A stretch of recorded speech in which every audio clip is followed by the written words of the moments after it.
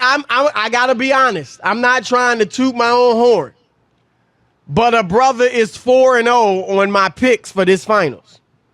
I picked Phoenix to win the first two, Milwaukee to win the next two. Oh, yeah, you really went out on a limb picking the home team in the finals game. I don't worry about limbs. I don't worry about hot takes. I don't worry about what sounds sexy. I worry about being right. Chris, that's it. Chris, before you get on your high horse about these 4 games, let's go over your playoff picks. And how bad you would have won. We could go over picks. I want to go over yours. No, we don't have time for that. Okay. We don't have time for that. But don't toot your horn about picking home games. Come on, man. I started it off by saying I'm not tooting my own horn. Yes, you are. And then you went to toot it. No. Come on, that doesn't even make sense. If I say I'm not tooting my own horn, then how can I toot my own horn? I picked the Suns to win their 2 home games, and then I picked Milwaukee to win their 2 home games. Wow. I'm a genius. I'm an NBA genius. I picked the home team. Wow. Rob, you act like road teams never win games. No, but Chris, you can't come on here and do that. If you told me like I told you the all truth. year, you said the Suns don't scare anybody. Hot takes. That's what you said. All year. Me and everybody else. No, but I'm not talking about anybody. I'm talking about Chris Broussard on the Odd Couple radio show. You couldn't even. You said that. Think about this. You couldn't even just accept what I said. No, it doesn't make sense. What are you patting yourself on the back? It was a fact. That you picked 4 home games? Oh, wow. If you had said that, I would have been like, oh, cool. Oh, really? I wouldn't have been like, but you picked the Clippers and the Nets to make the finals. Yeah, I wasn't trying to start a whole... You picked the Lakers who got knocked out in the first round. I mean, Rob, you want to talk about a pick. I wasn't saying that to jump on you. I was just saying that I'm not up here saying I'm the super genius. I'm just stating the fact that I picked the Suns to win the first 2. And when everybody was saying it's over, it's a wrap, Phoenix gonna win it, I picked Milwaukee to win the next 2. That's all I'm saying. Hey, Rob And I'm G. picking the Suns to win these next 2. And guess what? Game 6 is in Milwaukee. So, wow, I'm picking a road team. Okay, Rob G. Can you go on the mic real quick? Yeah, what's up, Rob? Who did I have to shout down yesterday on this show about Milwaukee winning Game 4 last night? Olden Polynice and who? And Telly Hughes. Who worked in Milwaukee for a decade. I shouted those guys down. They all tried to tell me, oh, no, there's no way. Those guys are going to, the Suns are going to take a commanding lead. We had that big argument yesterday. So now you're tooting your horn about picking a home team. No, but I'm talking about in that situation. No, I wasn't even trying to toot my real sincerely. But now you're going to jump on me for tooting my horn, and then you come on and toot your own horn. No, but picking the Suns at home. Let's get to the issue. Chris Paul, word on the street is that you were mocking him, calling him RuPaul last night. No, what are you talking about? No, I wasn't mocking him. Were you calling him RuPaul? No, I wasn't. You didn't see nothing from me on that. Okay. Nothing. Okay. But anyway, he was bad. He was horrible. He had 10 points, really 8. I mean, he scored 2 at the end of the game. 2 seconds left were irrelevant. And 5 turnovers. 5 of their 17 turnovers. And that was a big story of the game because those 17 turnovers led to 24 points for the Bucks. And that obviously a close game that makes a difference. But here's the thing, Rob, and Chris, if you look at his numbers, they've gone down every game of the series. And last night he looked every bit of 36 years old. First time in a long time, he actually looked old. And that last turnover that basically ended the game, their chances of winning, they're down 2. He just stumbled. No one touched him. He didn't trip. No one hit him. No one was that close to him. I mean, guys were trying to trap him, but they weren't like all up on him. He just fell and lost the rock. And before this series, Rob, everyone was giving Chris Paul his flowers. Part of me wonders, did he start celebrating? Especially after they went up 2-0. And LeBron's tweeting 2 more to go. And Wade's giving him love. And everybody's talking about he's going to be in the top 5 point guards of all time, including me. Do you think we gave Chris Paul his flowers way too early? There's no doubt in my mind. The only reason I picked the Suns is because I thought their luck was going to continue, that Giannis wasn't going to play.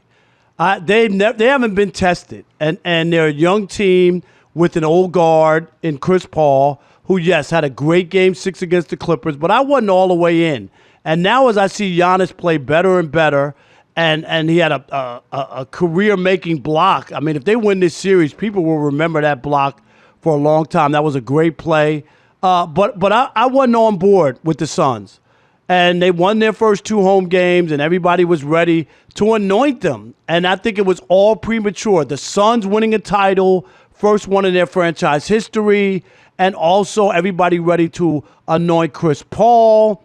Chris, you said he was moving up in your top 5 point guards.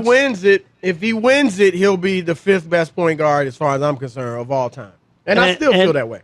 And Devin Booker's Kobe Bryant and stuff like that. No, you didn't say it, but there was people talking about stuff like that. All I'm saying is it was all premature, and I just didn't expect Giannis to be this good or play to this caliber. Now that he's there and playing, I think the Bucks are going to win this series. I really do. Yeah, I mean, he's the best player in the series, but I still got the Suns in 6. I think the Suns take the next 2 games. It's commonplace. Oh, whoever won the last game, they're winning the series, especially in a close series. That's how it usually goes with fans. I just don't like what the Suns showed me in a Game 5 against the Clippers with no Kawhi. I remember that. The Clippers are old news. They're done with the Clippers. But they went to Phoenix and beat them convincingly in a Game 5. So I'm not sold that the Suns are automatic in Game 5 at home. Atlanta took Milwaukee 6, but you sold on them? Both teams are flawed. When it comes to the Suns, I'm just not sold on the Suns as being this team that everybody's anointed as a champion. Here's what I'll say, and as I was bringing up Chris Paul. Yes, he was given his flowers too early. And it's very possible that Chris thought that. I mean, I get it. He's a great leader. He's a veteran. He's played 16 years. He's seen it all. But he also is human. And he may have felt like, we got this. We got this. And he may have relaxed. We'll see. I mean, we'll see what happens in the next 2 games. He's obviously got to be better. I think he will bounce back.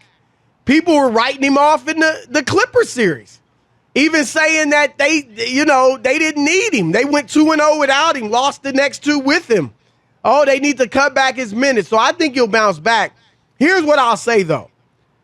I am not writing, like, some people now may be like, well, you guys were ready to put Chris Paul as the 5th best point guard ever if he wins. Is he disqualified from that now? No. Even the best have bad games. Even at the best. I mean, Jordan didn't. Jordan had bad shooting games, but he always put up points. But most others even have bad nights when they don't play well according to the box score. Jordan, LeBron's unique in that way. He doesn't really have games like that, at least in his prime. But the great Isaiah Thomas, 1988, when they made the finals, he had 2 10-point games in the finals. In fact, outside of that 43-point game, he really didn't have any tremendous games. He did have a 28-pointer, but he had 2 10s, a 13, and a 15. The next season, Rob, that was when they won it, the first time they won it. Isaiah had playoff games of 7 points, 3 points, 9 points, 5 points. Not in the finals, but in the playoffs. So my point is, this does not disqualify Chris Paul. Yeah, maybe people should slow down on the flowers.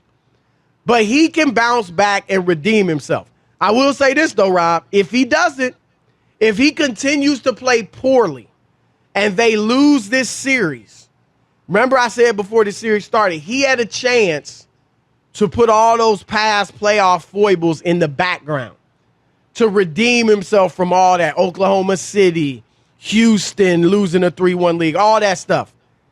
But if they lose its 2-0 lead, and it's largely because he played poorly, then that's a big part of his legacy. He'll still be Hall of Famer, all-time great. But that is a big thing people will remember. He didn't get a ring because in big moments, he often struggled. I think that's what's on the table now, Rob. Well, when you have 15 turnovers in the last 3 games, and I think in the first 2 series, in the Denver and Clippers series, I think he had a total of 13. He had 13, yep. In both series. So what does that tell you at how bad he's turning the ball over? I think only Bakeries has more turnovers than what Chris Paul has produced lately. And, and as your point guard, and you said it at the end of the game last night, that you can't give up a possession. When like late at the game when you just stumble over yourself and turn over the basketball. That's a big, big play, and he has to wear that. And we'll see. I've just never been sold all the way on the Suns, and the only reason, again, I told you, I thought they would win this series is because I thought Giannis was hurt. I thought that their luck for all the other rounds would add up. You know what I mean? To basically 4 rounds where you had star players in each round missing. Right. So let me correct something. Rob G just tried to lie on a brother and say that I have said Michael Jordan never had a bad game. I didn't say that.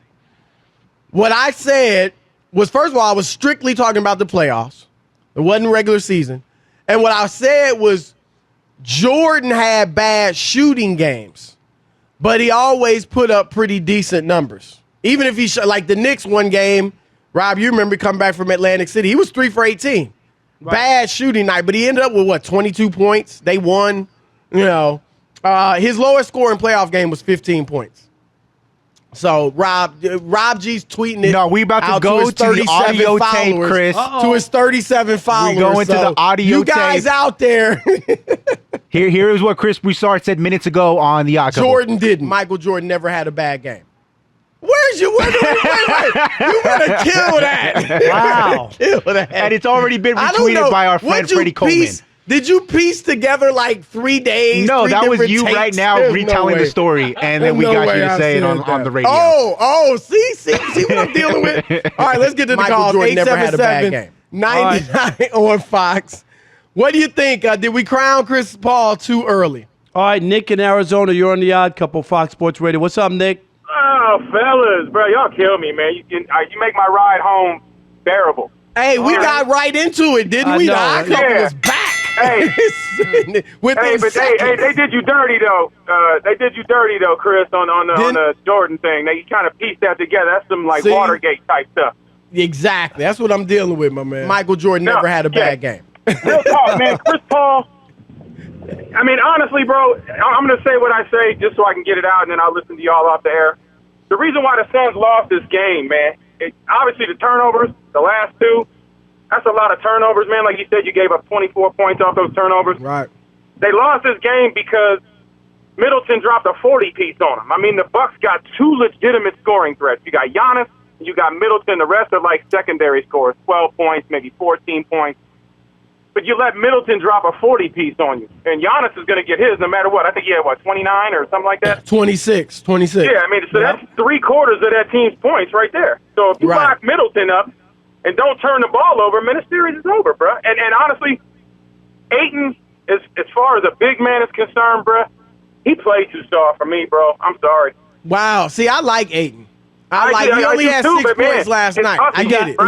He got Ayton up last night on that big play. Yeah, Giannis did something, that's for sure. All right, good call. Rob, yeah, I mean, it was 2 stars against 1 last night.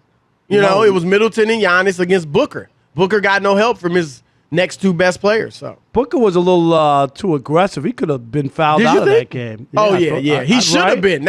He hugged Drew Holiday. That's what I'm saying. He should have been out. He should have been out of the game right there. Yeah, what were they thinking? That's the worst non-call I've seen. Am I right? Yeah, that was bad. Yes, absolutely. Well, here's the thing, Rob. If Phoenix had won, it would have all hell would have broken loose. Oh yeah, you know what I'm saying? No doubt. That was a bad non-call. Blind Seahawks fan in Olympia, Washington. You're on the Odd Couple, Fox Sports Radio. What's up? What's going on, guys? How you doing? Doing good. Good, my man. All right, I just want to say this. Now, I think, we all were, giving Chris Paul's hype too early. I'm going to say Chris Paul's still a great player, one of the better point guards to do it. But the thing is, why this hype was given was because who knew what Giannis was going to come back looking like? There was rumors his injury could be much worse and could take 2 weeks to heal. It comes back after like 5-7 days, and he's looking like nothing ever happened. No, Giannis, I mean, Rob, this is unbelievable. So everyone thought the thing was easy. It's a week later. It was a week after he hyperextended the knee. And I get it. Okay, it wasn't as serious as we thought, but he still hyperextended his knee. And he's playing Rob. That he leaped, whatever the word is. Last night on that block, he took off the knee that he hyperextended. Right. No. And remember, he was guarding the ball first, Chris, and recovered. Right. I mean, that's a great play. Bottom line. And that's a clean block, too. Yep. You know what I mean? Like, there was nothing there that was wrong.